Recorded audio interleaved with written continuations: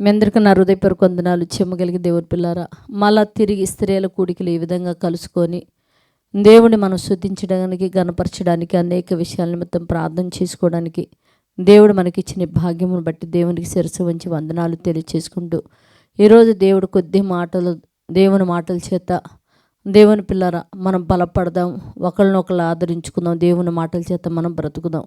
చిన్న ప్రార్థన చేసుకుందాం.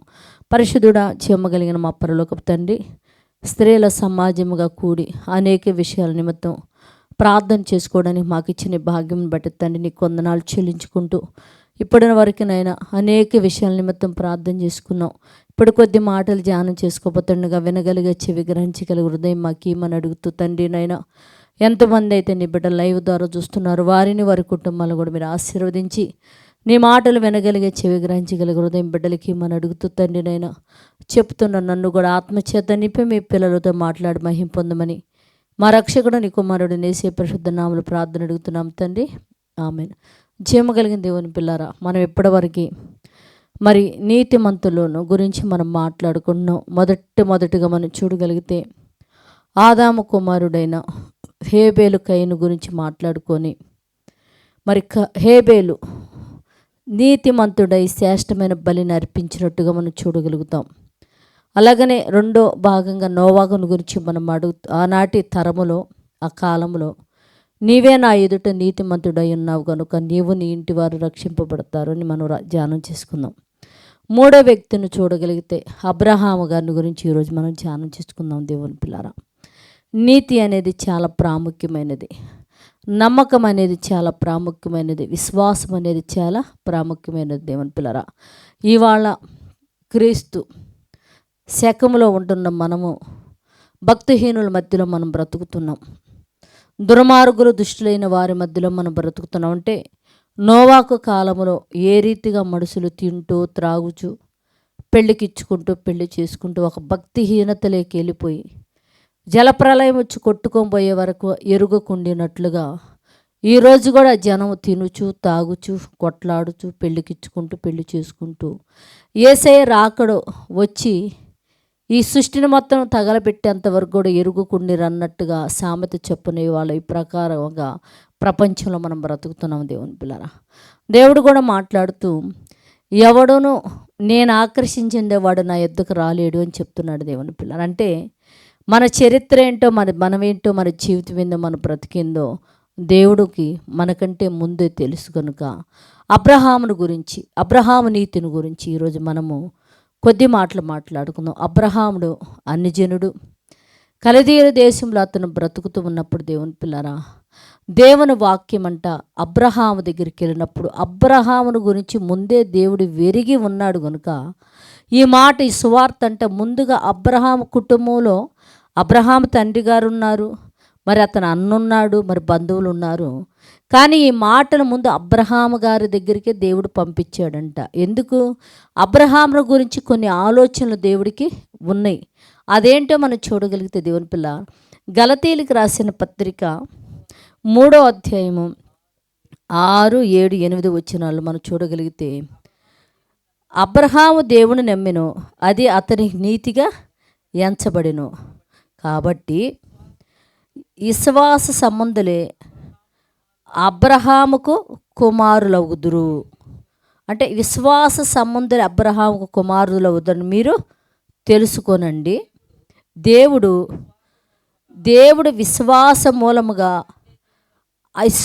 మూలంగా అన్ని జనులను నీతిమంతులుగా తీర్చునని లేఖనం ముందుగా చూచి నీయందు అన్ని జనులందరూ నీతిమంతులుగా తీర్చబడాలని ఆశీర్వదింపబడుదురని అబ్రహాముకు సువార్తని ముందుగా ప్రకటించాడు. అంటే అబ్రహాము ద్వారా, అబ్రహాము దేవుడిని నమ్మటం వలన అతను కలిగిన విశ్వాసాన్ని బట్టి అన్ని జనులందరినీ కూడా నీతిమంతులుగా ఎవరి ద్వారా?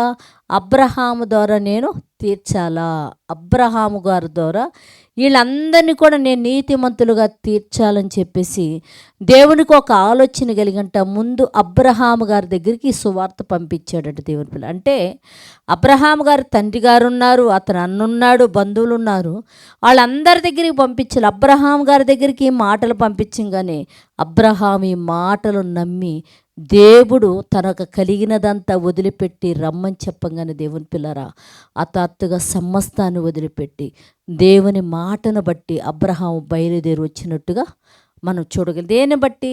విశ్వాసమును బట్టి దేవుని మాట అతని దగ్గరికి వెళ్ళి నా మాటను నమ్మి విశ్వాసం నుంచి ఆ మాట చెప్పున బయలుదేరినట్టుగా మనం చూడగలుగుతాం.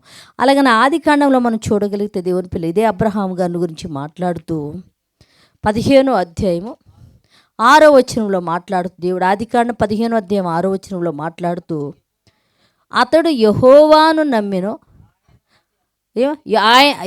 అతడు యెహోవాను నమ్మెను, అది అతనికి నీతిగా ఎంచబడును. అంటే యెహోవాను నమ్మటం వలన అంట అబ్రహాం అంట నీతిమంతుడుగా తీర్చబడ్డాడు. దేవుని పిల్లరా, ఇవాళ చాలామంది జీవము కలిగిన యేసుక్రీస్తునందు విశ్వాసం ఉంచి జీవము కలిగిన దేవుని మీరు తెలుసుకోండి అంటే ఇలారంటే లోకంలో ఏదైనా మేము నమ్ముతాం కానీ దేని ఎందైనా విశ్వాసం ఉంచుతాము కానీ యేసుక్రీస్తు వారి దగ్గరికి మేము రాము. మేము నీతిమంతులుగా తీర్చబడతామేమోనని భయం వేస్తుంది వాళ్ళకి. పాపం మేము మంచివాళ్ళుగా మారిపోతామేమో భయం వేస్తుంది వారికి. మా దుర్మార్గతను వదిలిపెట్టాల్సి వస్తుందేమో భయం వేస్తుంది. మాకు లోక సంబంధమైన వాటిని మేము కలుగు చేసుకుని వాటిని వదిలిపెట్టాల్సి వచ్చిద్దేమోనని భయపడి జీవము కలిగిన దేవుడి దగ్గరికి రావటానికి భయపడుతున్నారు దేవుని పిల్లలు. కానీ అబ్రహాం గారు అలా భయపడలా. పిలవంగానే ఆ వార్త ఆయన దగ్గరికి వెళ్ళంగానే సమస్తాన్ని విడిచిపెట్టంట యెహోవా యందు నమ్మిక ఉంచాడు గనుక అతడు నీతిమంతుడుగా తీర్చబడ్డాడు, ఎంచబడ్డాడని రాయబడింది దేవుని పిల్ల. అంటే నమ్మిక ఉంచడం కూడా చాలా ప్రాముఖ్యమని రాయబడింది. ఇంకా మనం చూడగలిగితే యాకోబు పత్రికలో కూడా మరి దేవుడు అబ్రహాం గారిని గురించి మాట్లాడుతూ ఏం మాట్లాడుతున్నాడంటే దేవుని యాకోబు పత్రిక 2వ అధ్యాయము 23 ఒక మాట చెప్తున్నాడు. కాబట్టి అబ్రహాము దేవుని నమ్మెను, అది అతనికి నీతిగా ఎంచబడిను. అంటే నమ్మకం అనేది అంటే నమ్మకం అనేది 66 మందిని నమ్మటం కాదు దేవుని పిల్లరా, 30 కోట్లు 3 కోట్లు నమ్మటం కాదు, ఒక్క దేవుడున్నాడని నమ్మటమే చాలా అందుకనే అబ్రహాము దేవుని నమ్మెను, అది అతనికి నీతిగా ఎంచబడినని లేఖనము నెరవేర్చబడును, మరియు దేవునికి స్నేహితుడని కూడా అతనికి పేరు కలిగెను.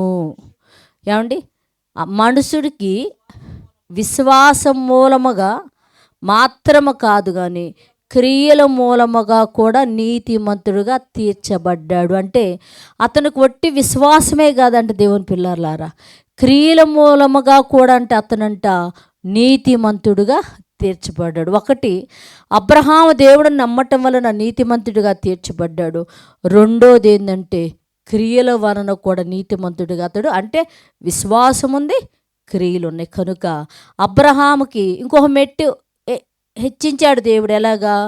దేవుడికి స్నేహితుడనే పేరు కూడా కలిగించాడు. అంటే విశ్వాసం ఉంది, క్రియలు ఉన్నాయి కనుక వీటిని బట్టి దేవుడికి స్నేహితుడనే పేరు కూడా అబ్రహాము కలిగి ఉంది. ఇంకా మనం చూడగలిగితే రోమపత్రికలో కూడా దేవుడు ఒక మాట మాట్లాడుతూ దేవుని పిల్ల రోమపత్రిక 4వ అధ్యాయము 2వ వచనంలో రాయబడ్డ మాట మనం చూడగలిగితే అబ్రహాము క్రియల మూలముగా, అంటే అబ్రహాము ఒకవేళ క్రియల మూలముగానే, అంటే విశ్వాసం లేకుండా క్రియల మూలముగానే నీతిమంతుడుగా తీర్చబడితే ఏమండి అబ్రహాము గారంట రోమపత్రిక 4వ అధ్యాయము 2వ వచనంలో అంటున్నాడు, అబ్రహాము క్రియల మూలముగా నీతిమంతుడుగా తీర్చబడిన ఎడల అది అతనికి అతిశయ కారణము కలుగును కానీ అది దేవుని వలన కలుగలేదు. ఇక్కడ చెప్తున్నాడు, ఒకవేళ అబ్రహాము వట్టి క్రియల వలనే నీతిమంతుడిగా తీర్చబడితే అతనికి అతిశయం అయింది కానీ దేవుడి ఎదుట మాత్రము కాదు. ఒక వ్యక్తి నీతిమంతుడిగా తీర్చబడాలంటే ఒకటి విశ్వాసం ఉండాలి, రెండోది క్రియలు ఉండాలి. దేవుని పిల్లరారా, క్రియలు లేని ఏమండి విశ్వాసం లేని క్రియల మృతమే. ఏమండి మీరు బాగా ఆలోచించండి, క్రియలుండి విశ్వాసం లేకపోయినా మృతమే. అంటే అబ్రహాం గారికి ఉన్న పరిస్థితి ఏంటంటే క్రియలున్నాయి, విశ్వాసం ఉంది. అందుకని అతడు నీతిమంతుడిగా తీర్చబడ్డాడని కింద కూడా మాట్లాడుతూ దేవుని పిల్లరా లేఖనము ఏం చెబుతున్నది? అబ్రహాము దేవుడిని నమ్మినో, ఏమండి అబ్రహాము దేవుడిని నమ్మినో అది అతనికి నీతిగా ఎంచబడిను అని ఇంకా మనం చూడగలిగితే దేవుని పిల్లరా కిందకే ఒక మాట ఉంటుంది. ఆ ప్రకారమే మనం చూడగలిగితే అబ్రహాము దేవుడిని నమ్మిన అది రాత్రికి నీతిగా ఎంచబడను. ఆ ప్రకారమే భక్తిహీనుని నీతిమంతుడుగా తీర్చు వాని యందు విశ్వాసం ఉంచు వానికి వాని విశ్వాసము మనం చూడగలిగితే దేవుని పిల్లరా భక్తిహీనుడు నీతిమంతుడిగా తీర్చబడటం ఏంటి? దేవుని పిల్లరా భక్తిహీనుడికి విశ్వాసం రావటం ఏంటని మనం చూడగలిగితే యేసుక్రీస్తు వారు కలువరి శిలువలో చనిపోతున్నప్పుడు అప్పుడు దాకా దొంగకు భక్తిహీనత, విశ్వాసం లేదు. దేవుని పిల్లారా నమ్మకం లేదు.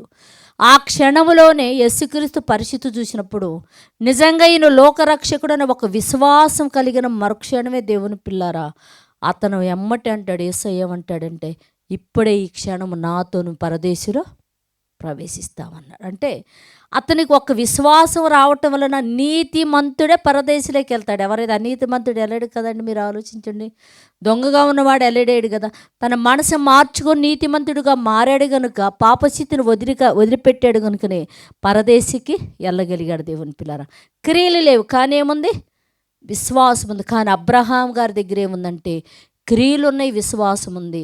నీవు విశ్వాసం లేకుండా క్రియల్లో దేవుడికి క్రియల వలన నీతిమంతుడుగా నేను తీర్చబడతానని ఒకరు అబ్రహాం అనుకుంటుంటే అది కుదిరే పని కాదు. ఎందుకంటే క్రియలు నీకు అతిశయమేమో కానీ దేవుని ఎదుట నువ్వు నీతిమంతుడిగా తీర్చబడే అవకాశము లేదు నాయన. ఒకటి నమ్మకంలో నువ్వు నమ్మిన నమ్మకంలో నువ్వు నీతిమంతుడిగా తీర్చబడాలా. ఆ తర్వాత నువ్వు క్రియలు జరిగిస్తే నిజమైన నీతి మంతుడి యొక్క వరుసలో వచ్చి నిలబడే అవకాశం నీకు ఉంటుందని చెప్పేసి అన్ని జనులందరినీ కూడా మరి అబ్రహాము గారు ద్వారా ఆశీర్వదించాలని దేవుడంట నిర్ణయించుకున్నాడంట. అంటే అతనికి విశ్వాసం ఉంది, ఇంకొకటి ఏముందంట? క్రియలు ఉన్నాయంట. అదే విశ్వాసం లేకుండా ఒట్టి క్రియలు కానీ అతనిలో ఉంటే దేవుని ఎదుట ఒకవేళ అబ్రహాము నేను క్రియలు చేశానని నీతిమంతుడని చెప్పుకోవచ్చు కానీ దేవుని ఎదుట అది అతిశయం మాత్రం కాదంట దేవుని పిల్ల. కనుక మన జీవితంలో కూడా మనకి విశ్వాసం ఉండాలా, అంటే నమ్మకం ఉండాలా. క్రియలు కలిగి మనం జీవిస్తున్నప్పుడు నీతిమంతుల జాబితాలోకి మనం కూడా వచ్చే అవకాశము ఉంటుంది. యేసుక్రీస్తు వారు కూడా అతను నీతిమంతుడై ఉండి ఒక దొంగని నీతిమంతుడిగా మార్చి పరదేశంలోకి తీసుకెళ్ళగలిగాడు. మనము నీతిమంతులయ్యి మనం అనేక మందిని ప్రభు మార్గంలో నడిపించే అవకాశం కూడా కలిగి ఉంటుందని మరి అబ్రహాం నీతిని గురించి ఇవాళ మనం మాట్లాడుకున్నాం. కనుక అబ్రహాం గారికి కలిగిన ఈ నీతి మనకు కలిగి ఉండాలని, యేసయ్యకు కలిగిన ఈ నీతి మనం కూడా కలిగి భూమి మీద జీవించేవారుగా ఉండినట్లు ప్రార్థన చేద్దాం. దేవుని పిల్లారా పరిశుద్ధుడా జీవం కలిగిన మా పరలోకపు తండ్రి, నాయనా నీ కృప కలిగిన నామానికి వందనాలు తండ్రి. ఇదిగో నైనా అన్ని జనులు అబ్రహాము ద్వారా ఆశీర్వదించాలని ఒక తలంపు నీకు ఉండడం వలన ముందుగా అతనికి సువార్తను పంపించడం వలన జీవము కలిగిన యెహోవా యందు అతను నమ్మిక ఉంచటం వలన విశ్వాసం కలిగిన వాడై నీతిమంతుడుగా తీర్చబడి తండ్రి నీతి కార్యములు అతను జరిగించి తండ్రి నీ యందు నిలిచి ఉన్నాడు నాయన. మరి ప్రభు అయిన యేసుక్రీస్తు వారు కూడా నైనా నీతిమంతుడై కలువరి చెరువులో ప్రాణం పెట్టినప్పుడు ఇదిగో తండ్రి విశ్వాసం లేనివాడు నీతి లేనివాడు తండ్రి ఆ క్షణమే నా తండ్రి విశ్వాసం కలగటం వలన ఆ దొంగను కూడా నా తండ్రి మీరు పరదేశంలో ప్రవేశించేటట్టు చేశారు నాయన. మేము కూడా నీతిమంతులమై తండ్రి మా నీతిని జరిగిస్తూ సత్యక్రియలు జరిగించిన ఎడల అనేక మందిని ఆ నీతి మార్గంలో నడిపించడానికి అవకాశం కలిగి ఉంటామని విలువైన మాటలు మేము ధ్యానించుకుని ఉండగా ఈ మాటలు మా హృదయంలో పదిలిపరుచుకొని వాక్యానుసారంగా బ్రతకడానికి కృపను అనుగ్రహించమని అడుగుతూ తండ్రి, మా దేశంలో ఉన్న ప్రతి కుటుంబంలో కూడా మారు మనసు రక్షణ, మంచి ఆరోగ్యం, నెమ్మదిని, సంతోషాన్ని అనుగ్రహించి దేశంలో ఉన్న ప్రతి వ్యక్తికి కూడా నా తండ్రి నీ కృపను కుమ్మరించమని లైవ్ ద్వారా వింటున్న ప్రతి బిడ్డకు కూడా నాయన మారు మనసు రక్షణ, వినగలిగే చెవి, గ్రహించగలిగే హృదయం, నీ వాక్యమునకు లోబడి మా దేశంలో ప్రతి కుటుంబం కూడా నీతిమంతులుగా మారునట్లు కృప చూపి సహాయం చేయమని మా రక్షకుడు నీ కుమారుడు నేసే పరిశుద్ధ నామములో ప్రార్థన అడుగుతున్నాం తండ్రి, ఆమెన్. మీ అందరికీ నా హృదయపూర్వక వందనములు, ధన్యవాదాలు.